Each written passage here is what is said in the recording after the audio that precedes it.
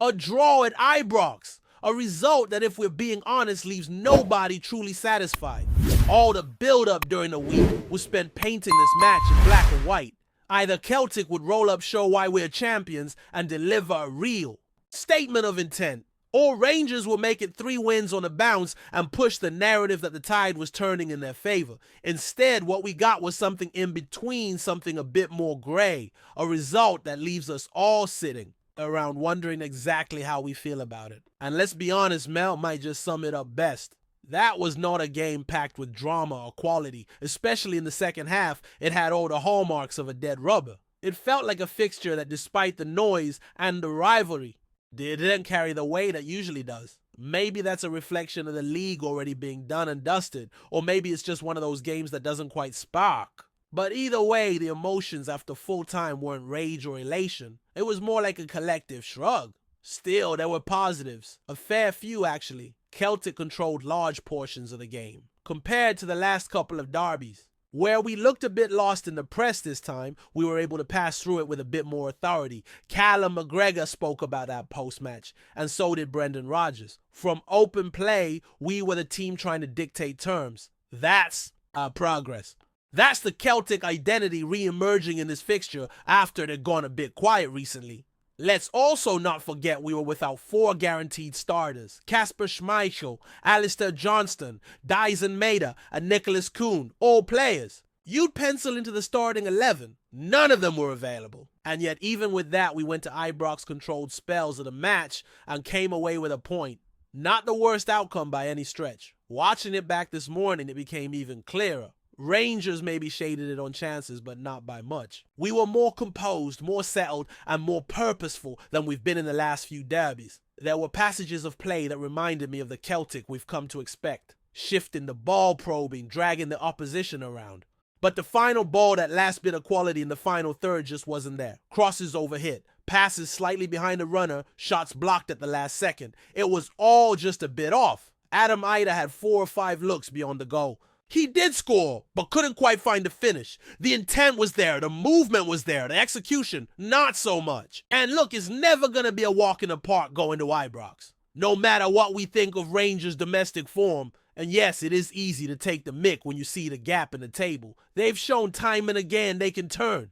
Abif in these one-off matches, they've had results in Europe, they've had results in the derby, so turning up and expecting to breeze past them isn't realistic. A draw at Ibrox historically isn't a bad result. It's not what we wanted, sure.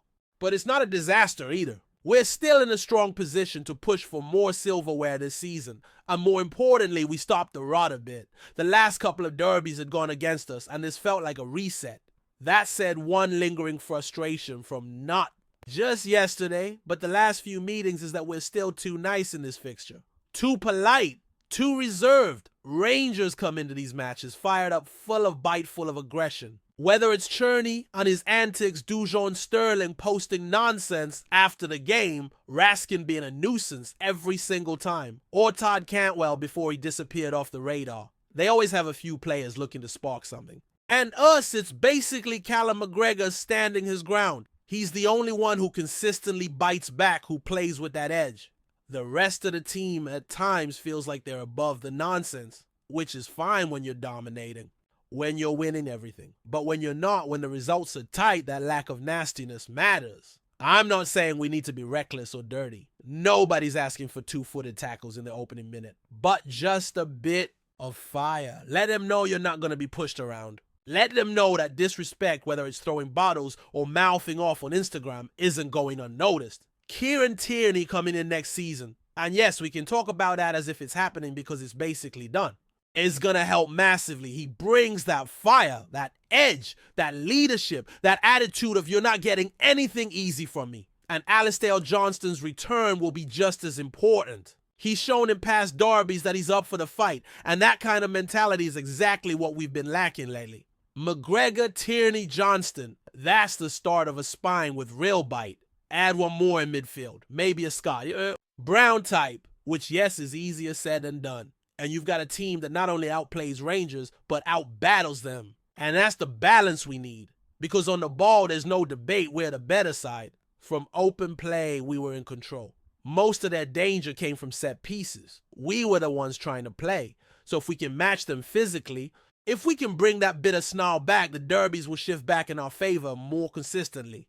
That's the missing piece. We've got the football. Now we need the fire. Anyway, back to yesterday. The atmosphere was toxic as ever at Ibrox. Surprise, surprise. Bottles thrown, chants sung, banners displayed, the usual circus. A bottle of Buckfast again hurled toward the pitch, this time near Xander Vasil's goal. And then, of course, the banner before kickoff. Take aim against the rebel scum. Lovely. Rangers, in fairness, and I don't say this often, actually came out and condemned it. They released a statement saying it crossed the line, that it was unacceptable, and that they're working to identify the person who threw the bottle. Whether they follow through, we'll see. But at least the words were there. Thing is, this isn't a one-off. This is a pattern. Every time we go to Ibrox, it feels like there's something, glass on the pitch, bottles flying, dugouts being targeted. And it's not just off the pitch. On it, their players stirred a pot too.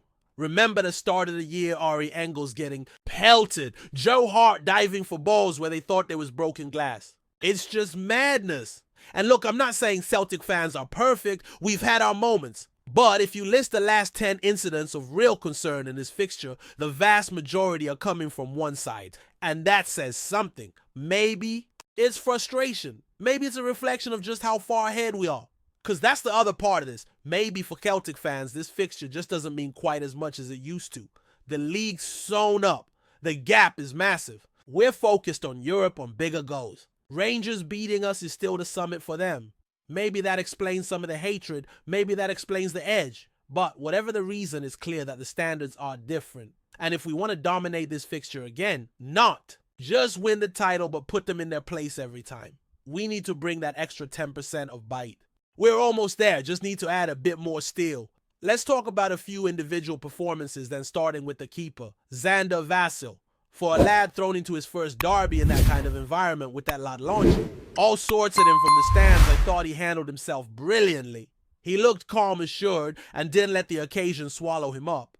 There was an early save from a deflected Cherney effort that I really liked. Moved his feet quickly. Got across well and made sure to take no risks. That's what you want from your keeper in a hostile away match. Later on, he holds a decent header from Raskin, stays alert to a shocking back pass from Carter Vickers that could have been catastrophic if he wasn't switched on, and even makes a smart save with his feet late in the game. Now the one blot on his copybook, and it didn't end up costing us, was the disallowed Rangers goal. He really should be saving that. Yes, it was offside, clearly offside, so it doesn't go on the scoreboard. But it's one of those moments where if the flag stays down or the VAR sees it differently, suddenly we're talking about a major error. Still overall for a Derby debut, he deserves real credit. Didn't look fazed. Didn't get dragged into the nonsense. Moving forward, Ari Engels. Divisive player, no doubt about it. There's always a bit of back and forth when he's mentioned. Some fans want more from him, especially given the price tag. But I thought he actually had a pretty solid outing. His set pieces in particular were much improved. There was one in the first half that Carter Vickers nearly got on the end of, and another where he actually did force in a save. Those deliveries were sharp. Yes, he faded a bit as the game went on, but that's not unusual in that sort of atmosphere. And while you do want to see him grabbing games more, imposing himself physically, using his body better, being that midfield presence we paid for, I saw glimpses of it in the first half. You can see the quality, it just needs to come through more consistently. James Forrest also deserves a shout. Came into the team and showed why experience still matters. He was composed, clever, with his movement, played a few tidy passes, and gave their right side something to think about. In the first half especially, he looked sharp. My only gripe, and it's minor, would be that he hit the deck a few times. A bit too easily. This is Ibrox, not Celtic Park. You're not getting soft fouls in this fixture. But overall, a really mature performance from him. One frustrating moment, though, when Adam Ida didn't slip him in during a break. Forrest had made a run, and if the pass is right, you're backing him to finish. But Ida didn't see it, or didn't trust the angle, and the chance went begging. Michael Kelly probably summed it up best. This was always going to feel like a dead rubber. The league's done, the gap's massive, and it's all eyes on the Scottish Cup final now. So in that context, avoiding defeat at Ibrox, stopping the narrative of 3 losses on the bounce. It's something. Not enough to celebrate, but something to take forward. And I agree with that. Because even though the result was just a draw, the performance felt different. It felt like we were reasserting control. Maybe we weren't clinical. Maybe we lacked that killer instinct. But we didn't look second best. We didn't look lost like we did earlier in the season. Now, obviously, we've got some big decisions ahead. Brendan Rodgers hinted that a few players might be rested in the coming weeks. Cameron Carter-Vickers has been carrying a knock, playing through a hamstring issue apparently, and he's due an injection this week. Alistair Johnston is still working his way back. Dyson Maeda only trained the day before the match after being in Japan awaiting the birth of his child. So expect some rotation. These next couple of games might see more fringe players getting minutes. Maybe the performances won't be perfect, but all eyes are on the cup final now.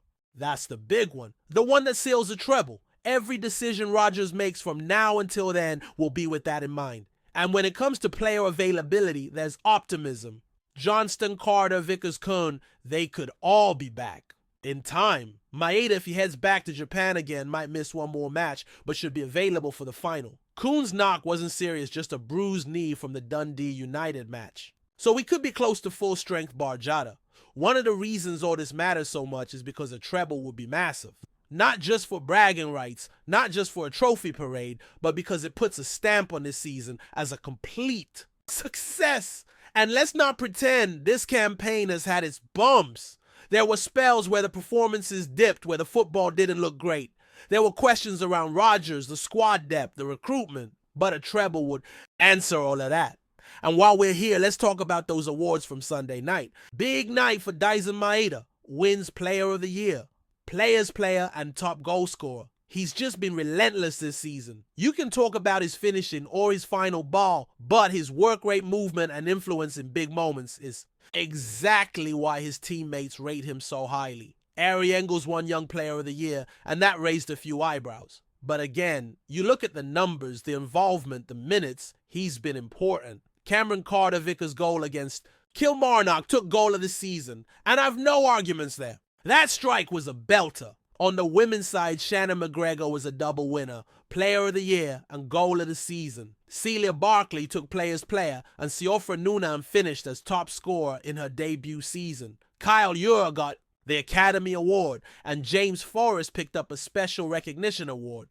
Well deserved for a player who's given over a decade of service and still delivers when called upon. Elsewhere at the PFA Awards, Maeda scooped the Premiership Player of the Year as well, while Lennon Miller, a name to watch, won Young Player of the Year. Falkirk's John McGlynn was named Manager of the Year, and Emma Lawton took the top honor in the Women's League. So yeah, busy Sunday all round. Match day awards night, and now the final stretch of the season. 3 more games before the cup final. Ideally, you win them all, so go into the final flying and finish with a flourish. But realistically, the focus is already there on Hampton, on lifting that trophy. I'm expecting changes in the lineups. Expect minutes for the likes of Bernardo. Maybe Mikey Johnston gets a run. The goal is to get everyone fresh, sharp, and fit.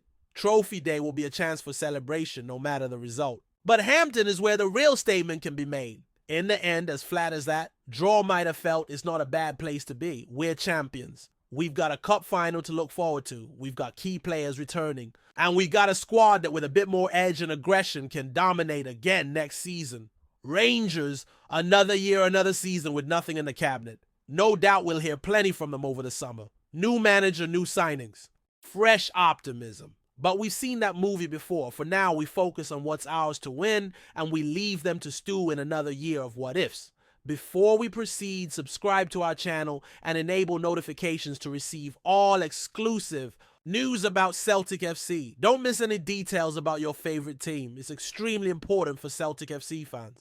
In a bold move that sent ripples through Scottish football, Celtic are on the brink of completing a high-profile swap deal with English Championship side Leicester City. The proposed agreement would see dynamic midfielder Rio Hatate heading to the King Power Stadium, with winger Stephy Mavididi making the journey north to Parkhead. The transfer has caught many by surprise, given Hatate's importance to the boys' midfield over recent seasons. Since arriving from Kawasaki Frontale, the Japanese international has become a fan favorite at Celtic Park. His technical ability, relentless work rate, and knack for scoring vital goals have made him a standout performer in the Scottish Premiership. However, with interest mounting from clubs south of the border, the 26-year-old now appears set to test himself in the English game. Leicester, keen to bounce back to the Premier League after their shock relegation, have identified Hatate as a key piece to strengthen their midfield.